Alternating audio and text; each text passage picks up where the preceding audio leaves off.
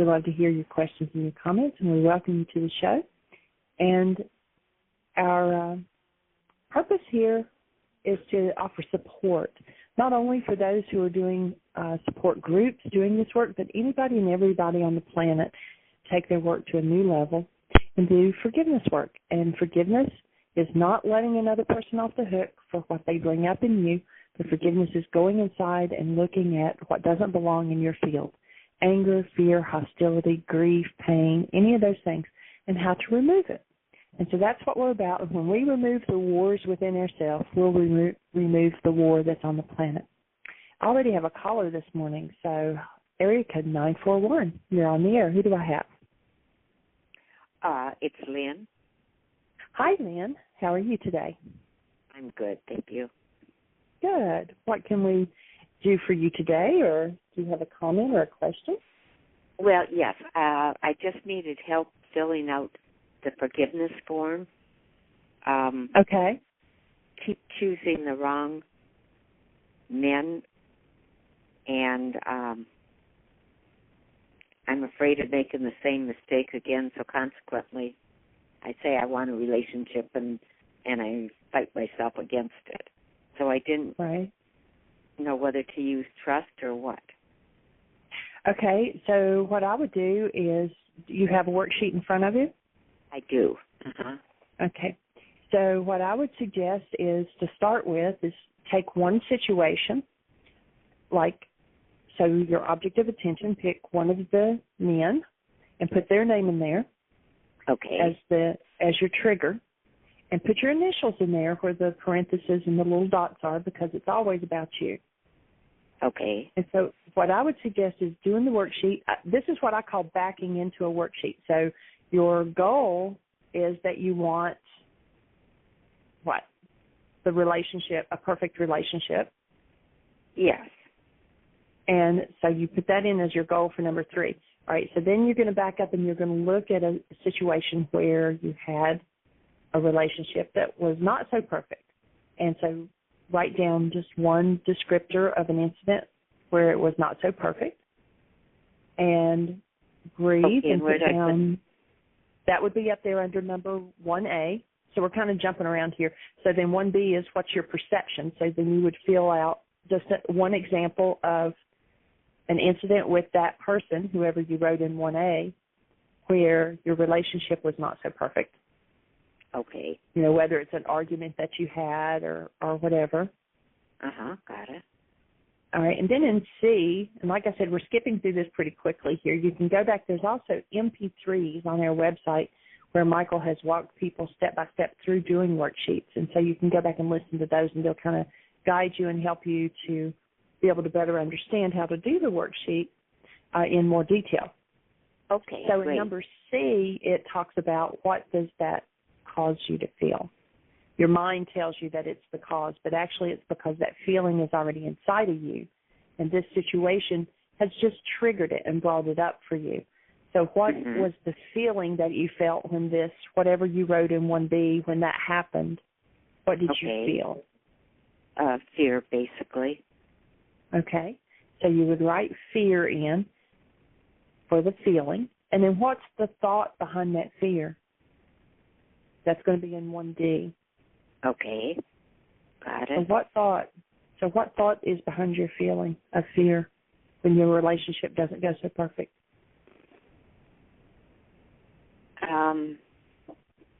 Probably 2 things. His rage comes up, but then okay, so that's actually going to be a step up self, or tell him to stop it or something of that nature. Do you have 2 worksheets there in front of you by chance? Let me see. So, because you've actually got 2 different feelings, and you will delve into totally different aspects of your own mind with each feeling. So this is what Michael refers to as the Hydra effect. You start doing one worksheet, and it just keeps growing. So we always have several worksheets with us, and then as we're doing one, when something else pops up, you can just fill in that part of it on another worksheet and then go back to your original worksheet And then whenever you have an opportunity, then you can do the second worksheet. So you've got two worksheets there. So you've got two different feelings. In this one, we're doing fear. In your other worksheet, write down anger. All right? Okay. So those are both feelings. Now, what was the thought again that you said? That I didn't speak up for myself. Okay. Do you think that goes more with the anger? Yes. The thought behind the anger? Okay. So what would be the thought behind the fear? I think I froze. Okay. But what's the thought? Why were you afraid when the relationship took a bad turn or when the incident happened? For my physical. Okay, so you were physically afraid. Uh-huh. Okay. So then the thought behind that fear would be, he's going to hurt me or something like that. Okay. Okay, and then the thought behind your anger one on that worksheet is the part where I didn't speak up. So you've got different thoughts behind different feelings, which will go into something different within you. I see Michael's now with us on the phone, so hi, Michael. Maybe he's not. I've got him turned on, but we don't hear him. Actually, I'm here, yes. Okay. And I think you're right on track all the way. The only question to ask is, have you been breathing when we're talking about all of this? Oh, Lynn, have you been breathing? I'm breathing. Yes. Michael, it's a little bit loud on your end, so I'm going to put you back on mute for a moment. Okay. All right. So you'll notice throughout the worksheet that it often says to breathe. Yeah. And it's the way that we can deny and not look at something is we hold their breath. So if you take a deep breath and go into, okay, what was that feeling? What was that thought? And you breathe, it actually helps you to access where you've denied it. And so then you would move down to E, I want to punish them by. So in this one situation with this person that you wrote in number 1A, how do you want to punish them? And breathe. Yeah. I think I'm past wanting to punish them, but I'm choosing the same relationships. So I know I'm not, All right, so punishment can look like I'm not going to talk to them or I'm going to remove myself from their presence.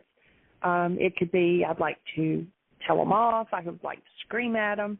So punishment can take a lot of different aspects, but, we run into a lot of people that say, I don't want to punish them. And there's a little part of you, I think, that's in denial there because there's 99.9% of the time anyway, there's some kind of punishment in there, even if it's I'm going to avoid them. And avoidance or separation is, if you think of when people are in prison, one of the worst punishments they do is put them in solitaire.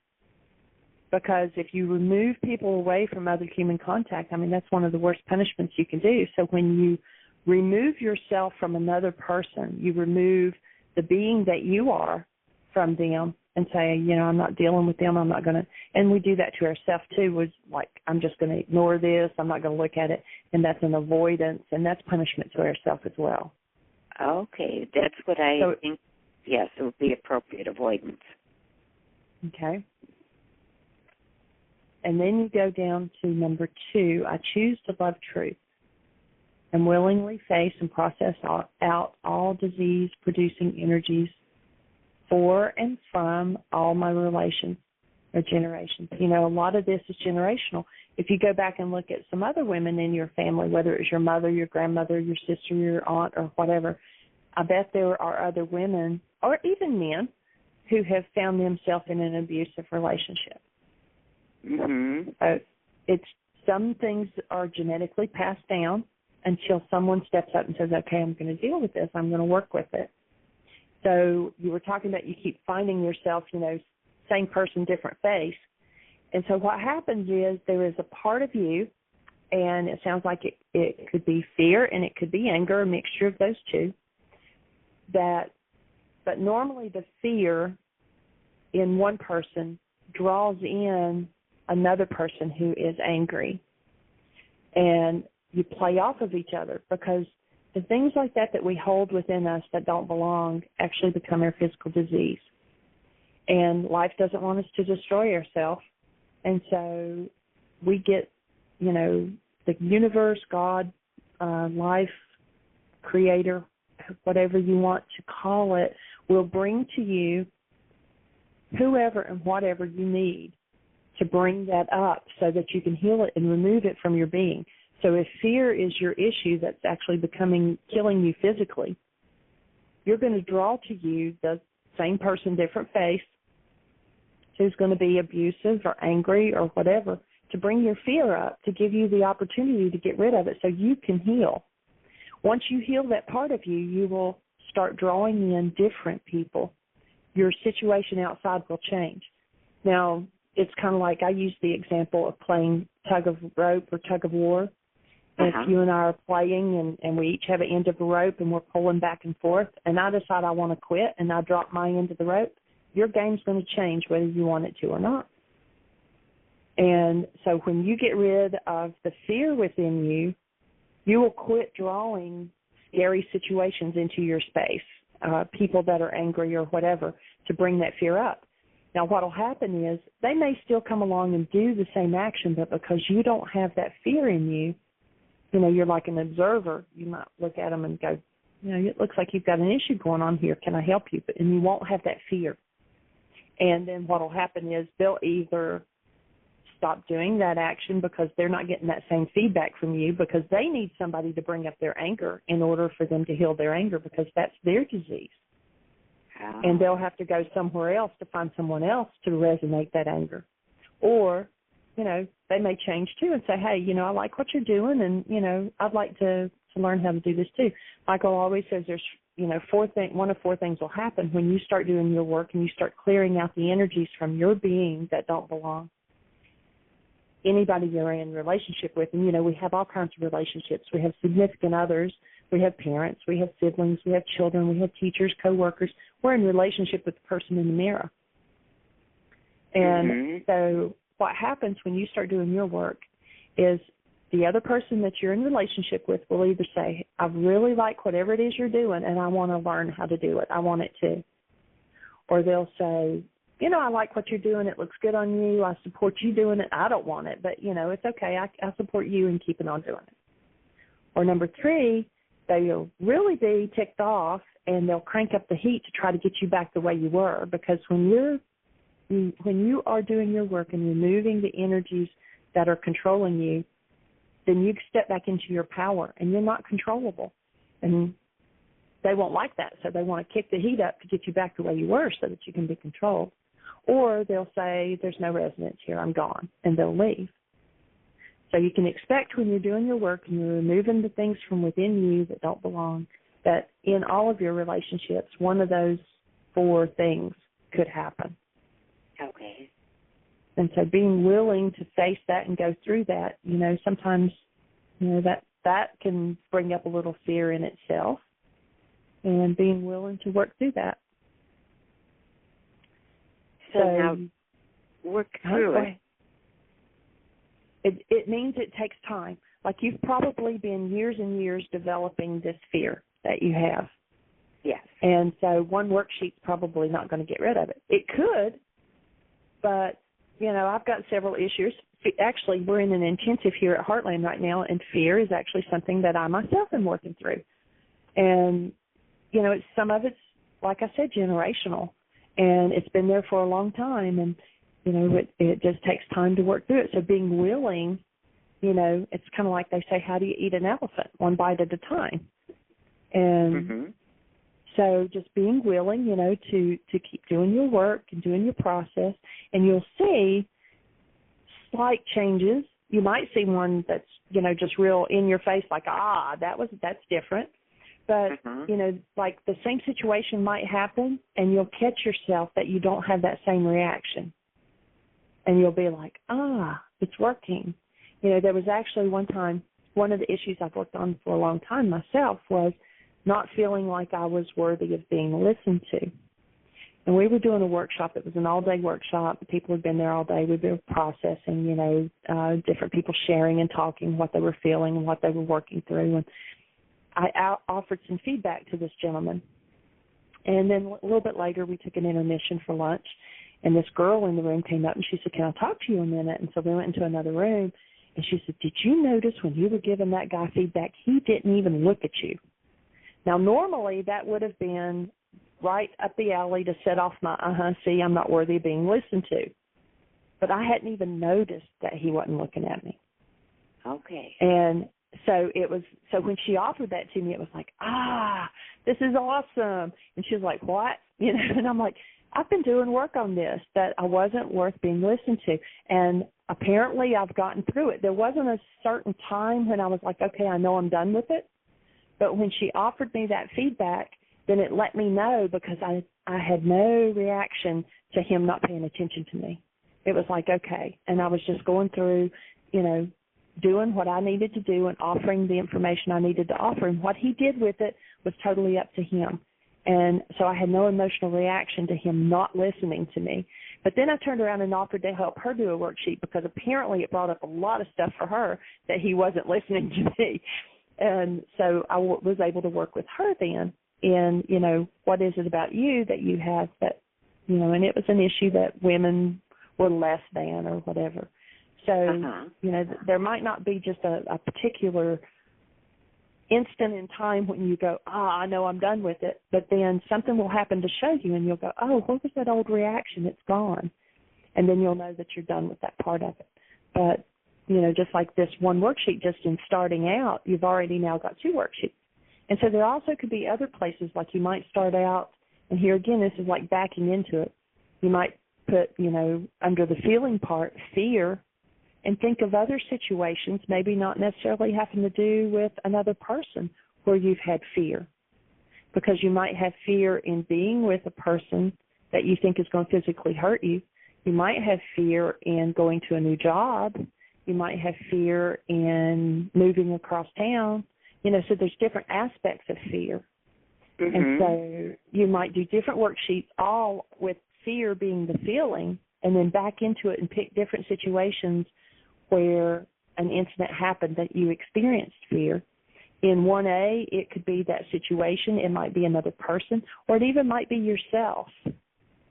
And, then if you put yourself in there and your perception is, I'm not making good decisions, and I'm afraid. Why? What's my thought behind that? That, I'm, sabotaging myself. And so each thought and each feeling and each incident you can work through, and you'll get to a different part of your unconscious. In each one of them, though, when you get down to number 3, you need to be specific of the goal that you wanted in that situation with that person. Okay. Like you wouldn't want to be real general and say, I just want life to be good, or I want to have a good relationship.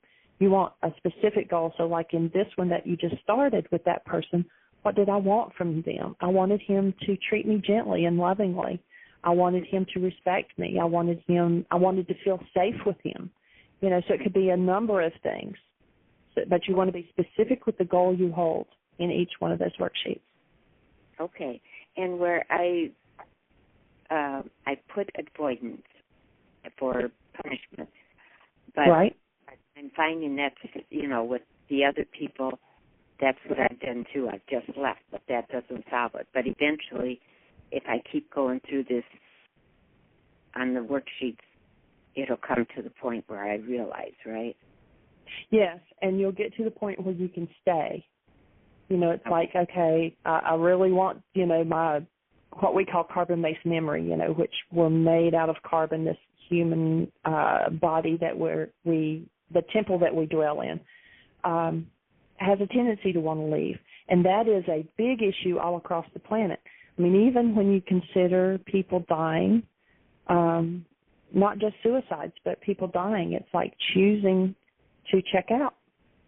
A lot of people that have like Alzheimer's or go catatonic or, go into such a deep depression that they're in some kind of an asylum or something, those are ways of checking out because life seems too hard to deal with.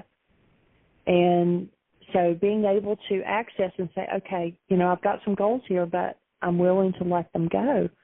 And so you'll find that instead of wanting to run away, wanting to leave, wanting to check out, that you find yourself more willing to stay there and go through it. Okay. So you'll see subtle changes like that. David, I see you're on with me. Are you able to speak? I'm not sure if he's down in class or something. The energy's really high and a lot of processing going on. And processing is where love can be held active and conscious in the space while somebody else processes something that's less than love, and it comes up. And there have been some phenomenal stuff come up during the past 20 days, I guess. It's just been a continual, but we have 4 gentlemen that are combat veterans, and they have really been processing some energy that they've held in their tissue, held in their minds, held in their beings that has definitely not been to their highest and best. And that, by them being able to process through and other people in the room holding the space, and then we've had women with fear. Fear seems to be the general theme for this 9 days. So it's been very, very powerful. Love to hear your comments and your questions. We do have a new website that's going to be coming live in a few weeks. It's kind of been put on hold because the 2 people who are helping to design it, Danielle and Susan, they're here during the 9-day why and the 9-day teachers training. And then, of course, I've been sidetracked with the same and working in the kitchen as well as the class time. So as soon as all of this is over, we will all be getting back to the task. But you can go out to Why Again. That's WHYAGAIN.org instead of .com. We're going to keep them both alive for a while, and then eventually .org will take over. But .org has got blogs. It has chat space. It's going to have a place where different people who are facilitators of their own support groups will be able to have their own pages and be able to list out there what's going on for them and announcements and things like that for their groups. So it's got a lot more. The catalog is a whole lot better. We've got pictures of the product instead of just descriptions of it. However, when you go out to .org right now, you're going to find a lot of the links aren't connected yet. And so just be patient with us. It takes time. We have over 5,000 pages that we're having to switch over, and we're actually having to copy them over and then turn the links live. So it's going to take us a while to get all of that up and running. And so, but you can go out and play around with it and look and see how much different it is, how awesome it is. And so we invite you to go out and look at that. And then after we've had a chance to get back on it, we appreciate your income back. You know, if you find something that's not working, give us a little time, though, to get back up there because, like I said, right now about half the links are not working. But after it gets up, please let us know. If you come across something and it takes you to an empty space or something's wrong, you know, send us an email and let us know so that we know to correct it. Also, because we have been so busy on the Mindshifter Radio archives, I've been kind of lax. I've listed the links so that you can go and listen to them, but I have not put a summary of what each one is about. So if you've listened to one of the archive shows, kind of take a brief note, you know, only like, you know, 2 or 3 sentences or something that kind of gives the general synopsis of what that day's show was about, and email it to me. That would help me tremendously, and that way I can get some information out there. It makes it a little easier for people to find the show to be able to listen to if it kind of has a summary to it. And my email is Jeanie, Jeanie, @whyagain.com. So you can email me that, and that would help tremendously. That would be supporting our work from the outside, and we would definitely appreciate it. Well, since nobody's calling in, nobody has their hand up, and Michael's not back on yet, I'm going to go out and read something that when I first started doing this work, I didn't know anything about this work when I met Michael. And we dated for about 3 months before I ever attended my first workshop. And so I was kind of in the okay, what am I doing here, and what do I believe, and all of this. And so this is actually on the website, and I titled it Jeanie's Revelation. And so I'm just going to read it, and if you have a question or something, please do call in, and we'll switch back over, change topics again. So I don't remember exactly when I wrote this, but it must have been back in 2004 because it describes my hesitance to step into true purpose and the revelation that was given to me by the Creator one afternoon. So here's what I wrote. I savor the magnificence of creation. I wonder how many people truly see what is right before them. I sit on a rock overlooking South Holston Lake in the mountains of East Tennessee. Actually, I'm sitting on top of a dam. I'm sitting here with my legs crossed Indian style in anticipation of some enlightening vision or insight. The sun is shining warmly on my back, casting my own shadow over the paper that's in my lap. The gentle breeze moves my hair across my forehead as if smoothing away any previous signs of skepticism. With pen in hand, I only hesitate. I came here to write, to deliberately capture my innermost thoughts or guidance. About 7 p.m., the sun will be setting soon, which will require me to leave this place. It's a shame that someone else can control when one can come and when one cannot freely enjoy creation here. There are people jogging down the path behind me. There are boats of laughing young people zipping by. There are cars cruising the road that crosses the dam itself. And yet, for the next few moments, I am lost in the essence of my setting, and these distractions dim into my unconsciousness. I'm strongly aware of the true harmony present in my being, such peace. Yes, the dam is a grand man-made construction, but the sights that I behold and what I experience only God could have accomplished. The water is gently stirred, and it moves toward the shoreline. If I listen, what sounds I hear? The water laps against the rocks at the base of the dam. There's a family of ducks clucking as they circle near the edge. Birds fly by, and the chirping from a tree nearby tells me that the nest is full of life. A bee buzzes toward a cluster of wildflowers that are emerging between the rocks. How did that seed find dirt enough to take root in that place? I see a fish swim away, followed by the splash that announced its presence. The leaves of the trees make a refreshing rustling sound. While gazing across the lake, I acquire the subtle awareness of the air taking on a slight chill as the sun sinks lower in the sky. The energy shifts into a different power. The heavenly skies, which were crystal blue with swirling white clouds just moments ago, are turning into a slate-colored expanse. The mountains on the far side remain dark green, but now with black shadows intermingling the sea. The change to the lake is phenomenal. A fog rises above the water's surface, giving it a mystical appearance. The tall grasses nearby sway in the wind, silently moving to an inaudible melody. I realize fully the sun's effect on everything, whether visible or not. The evidence is undeniable. It is so quiet now. Time and space is not a factor right now. There is a dimension of spirit here. I am one with my surroundings. I feel like I am in the midst of a parable. What is my Creator saying to me? There is no one here, no one else here, so He has to be speaking to me. The water is my life, moving in and out, past and future. The shoreline is my purpose. It is immovable. I see the land's edge as my threshold of discovery, and yet I hesitate and proceed to go back and forth, never going beyond the brim. I tell myself to listen.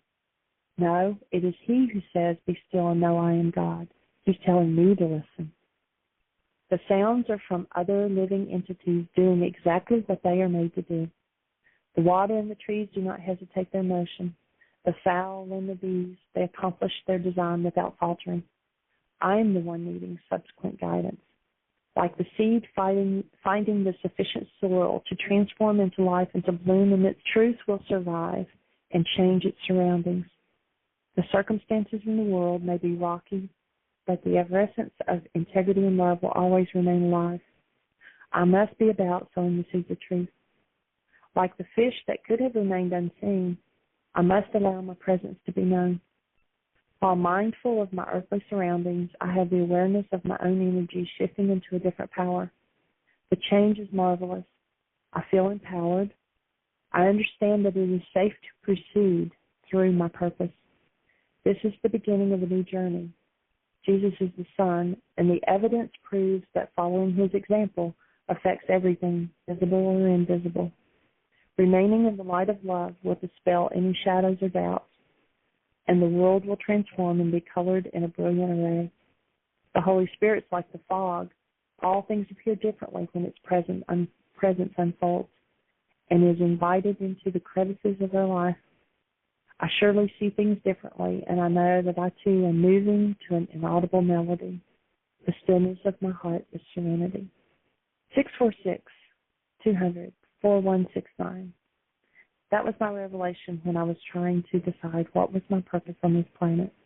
I do have a caller, area code 919. You're on the air. Who do I have? My name is Angela. Hi, Angela. How are you? I'm awesome. How about yourself? I'm great. That was beautiful.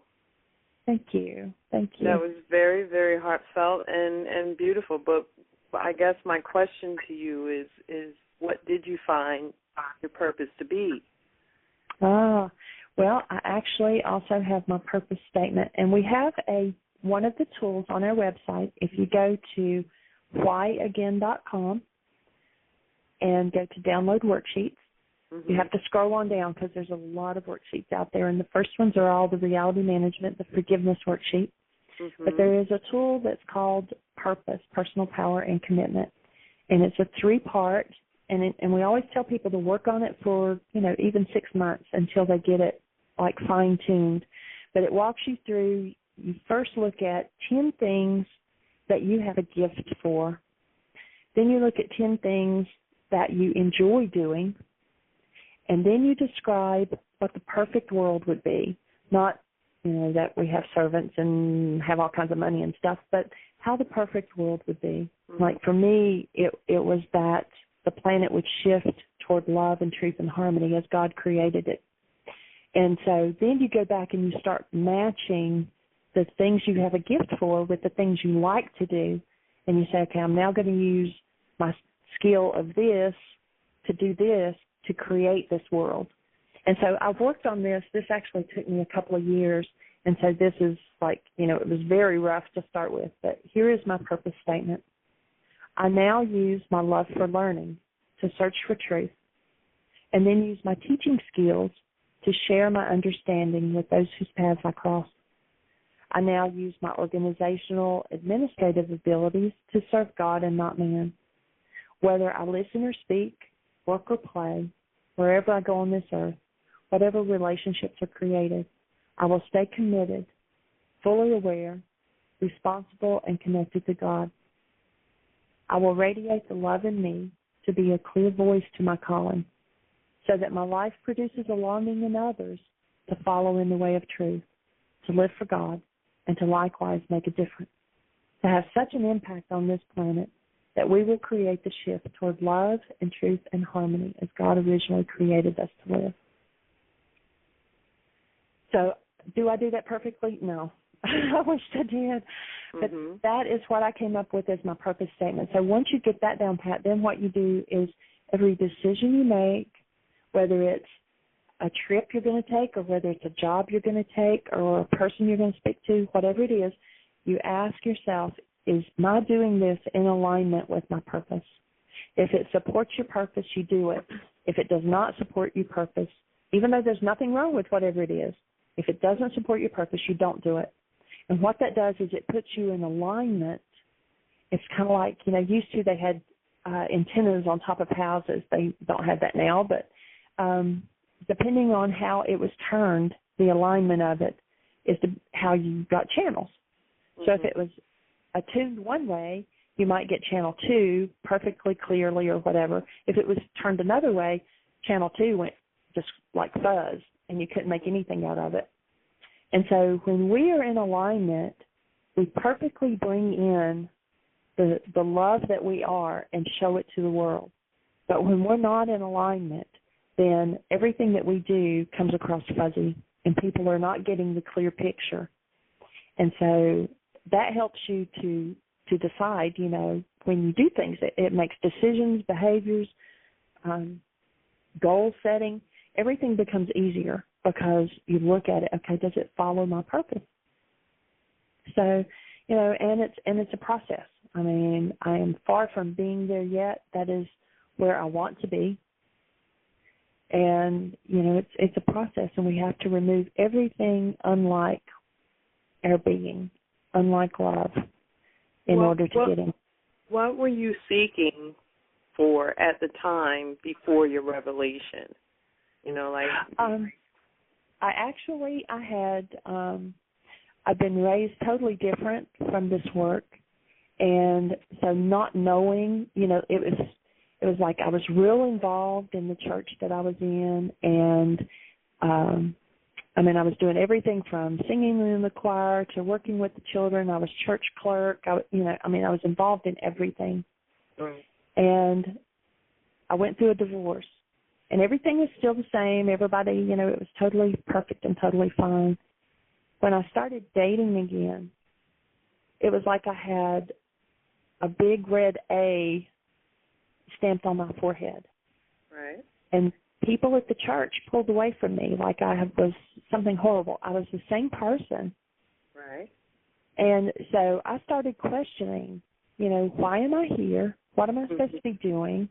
Do I believe what I say I believe because I really believe it, or because I've been told for 40-odd years, this is what you believe? And so I was seeking truth for myself.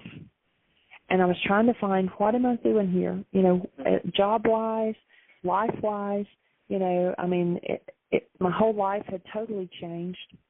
And it was like, you know, what do I really want? Where am I looking? Where am I going? What's the purpose in my life? I'm not just a blob of clay moving through this planet. I have a purpose for being on this planet. What is it? And I just wanted to have more meaning in my life. I look at it a person in the chat room just put, you were searching for your soul. I look at it as a collective. You know, we're all a collective. So me searching today found you. That's what I was doing. I was searching in that, so I found you. But as well as knowing that there are other people like me, like you, that radiate the same energy, you know, in fact, infallible that it's true. You know, Absolutely. There's no question. Yeah, so there's no coincidence. Right, no, there aren't. Paths Oh. cross because, you know, sometimes we get beamed off track, you know, but right. we still have the ultimate straight path, but sometimes we get bounced around from, you know, life situations. Right. And your life situation was your trauma from your divorce, you know. Right, exactly. Mm-hmm. It reminds me of the GPS system in our car, you know, when we're traveling down the road. Exactly. It picks the path, you know, that's the more direct, the quickest path from point A to point B.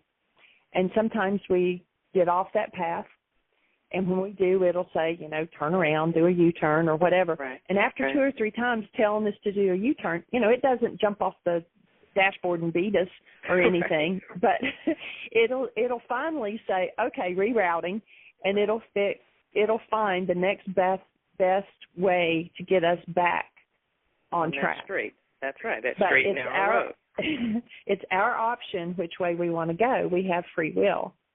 Mm-hmm. And so there is a guidance out there that if we listen, you know, we have the spiritual faculty of intuition. And if we listen, all the information we need is out there. You know, people were talking, this actually came up, we're doing an intensive here at Heartland, and this actually came up during one of the sessions, and somebody said, you know, well, what about the person that stepped out, and got hit by a car? If they had been listening, they would have gotten the information, step back, you know, or whatever.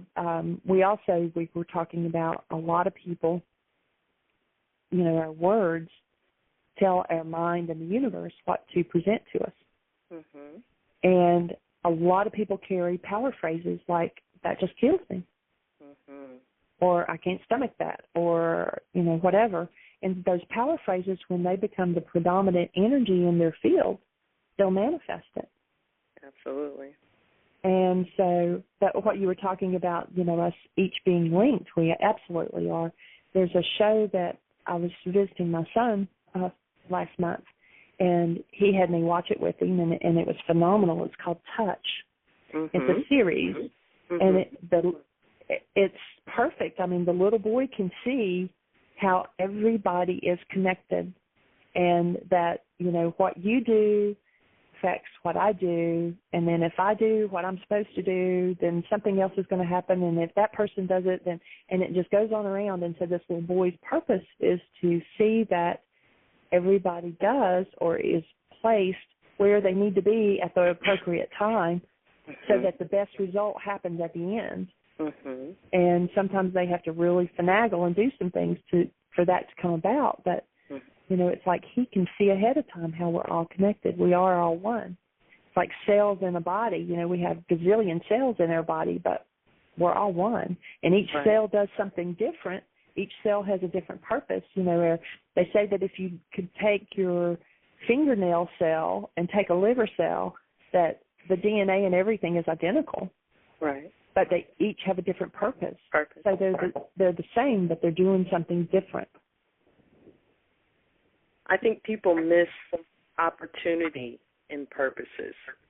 The opportunities that come out of purpose. Like right now, you and I have a choice to either continue to talk to each other further or end it right here. Yes. But we don't know no one's thinking about what could be the possible infinite possibilities that could come out of it, Right. It's either going to shorten your road or it's going to lengthen it, you know what I mean? We're Right. either going to bounce off of one another, but we can choose, And we can choose for it to be a blessing, or we can choose to be an upset. Right. We all have choices every day. And that's one of the things that in the worksheet that earlier in the show I was walking a lady through a worksheet, and we can choose, okay, I'm in my fear has come up over a certain situation. It's not always easy, but I can choose to stay in my fear, or I can choose to let it go and do something differently. We walk people through this. It's just a little exercise. We'll tell them to close their eyes, and we'll say, think or experience fear. And then we'll say, okay, now let that go. And then we'll walk them through, maybe anger, and let that go. And then we'll walk them through sadness and let that go. And anyway, at the end of the exercise, we're like, how did you move from feeling to feeling? Right. And everybody says, I had to think a thought, thought of something in the past or whatever. And so that shows us that it's our thoughts that drives our feelings. Our feelings are sort of the fire alarm on the wall. It's going off, which means there's smoke somewhere. If you cut the wires and make the fire alarm shut up, it doesn't make the smoke go away. You've got to get in and find out the cause underneath. And our feelings are that. Our feelings are our fire alarm, and they let us know when our creation is off base. Right. And so, just saying, okay, well, I'm just going to think happy thoughts or whatever, that doesn't get underneath and say, okay, what was causing that feeling of sadness or that feeling of fear? And I need to go underneath and remove that, or it's continual. It's going to happen again and again. Right. Well, because a lot of people think that, bad things that happen are such a bad thing when they're not. You can always put something good even in bad. You can always shed the light on the dark. Say, for example, you're running late, you go to work and you're running late and you're all in a huff and a puff, and, you stop at a certain store and you say, oh, I can't stop today because I'm running late. But 2 minutes up ahead, you see it. There's an accident. Exactly. And had you not been running late, you might have been involved in that accident. Right. So it's not necessarily a bad thing, It's all your perception of it, and like you said, in your thought process on how you look at things. We always have our own reality between our ears. There's an actuality going on in the real world, and then we each have a different reality between our ears on it. It made me think of an example that last year when Michael and I went on the road, and we were getting ready to leave. I mean, we had everything packed. The car was loaded. We were ready to pull out of the driveway. The last thing that we had to do was to drain the water tank because we were going to be gone all winter, and we didn't want it, we wanted it to stay safe and not freeze. And so we had undone the pipes on the toilets, and we were blowing out the water heater. Well, the water came back up through the pipes, and all three bathrooms just overflowed with water. So here we are, we were ready to leave, and now we're mopping up water. However, when we finally got out of here and got on down the road, about 2 hours drive down the road, there was a farmer. I mean, it was out in the middle of the country, nowhere. I mean, the cell phones didn't work. The neighbors were like 2 miles apart. Right. And this man had a field fire, and it was going towards his house. And he was all alone. And so Michael and I stopped and got out and helped him for a couple of hours to put out that fire. If we had not had the water situation that made us late leaving, we would have been long gone before the fire ever started. Right. And he could have lost everything. Right. So it's, there's a reason for everything. Now, sometimes, yes, we do things, we make choices, and then the things that happen are consequences of our choices. Absolutely. But, it's always our choice when something happens to, stay in our hostility and fear or go back to our being. And what we always say is, if someone holds a newborn baby and describes the essence of it, it always comes back as, like wonderful, miracle, amazing, awesome, those kind of words. That is who we are. And we've lost that oftentimes underneath the fears and the hostilities and the guilts and the shames. And so it's time to get back to that being. And that's what we're on this show for. That's what we're here to support people in doing. And I'm really glad you called in, Angela. Thank you. I'm glad I did, too. I'm glad I did. I'll tune in again. What part of the country are you in? I'm in the South. I'm in North Carolina.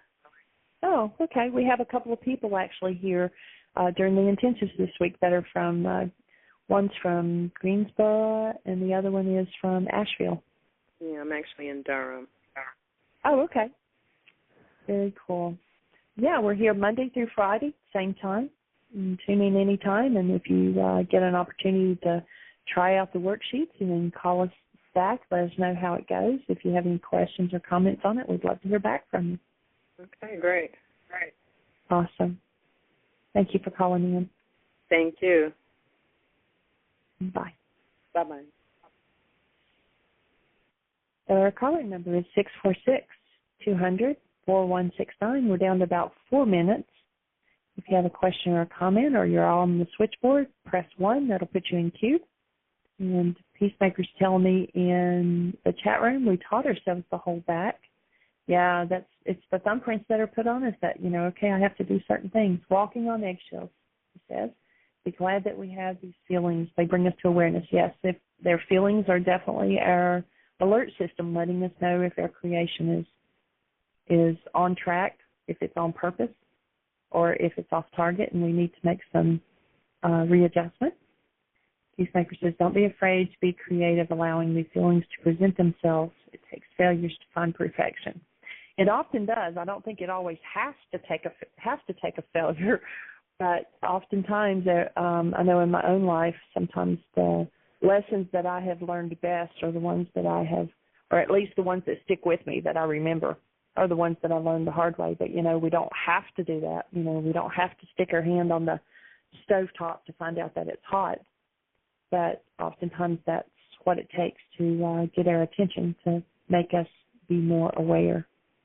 But we do have our intuition, true perception, choice, intuitive, what's the other? Imagination and will. Those are the 5 smooth stones that Michael said are our spiritual faculties. And it's with those stones that we can conquer the Goliath that's in our life. And that's, we always list on the board over on one side, we list the descriptors of the newborn. On the other side of the board, we'll list what people have experienced, what feeling they felt when they did something they regretted. And those feelings always come out as shame or rage or guilt or lust or different things. And those two lists are never the same.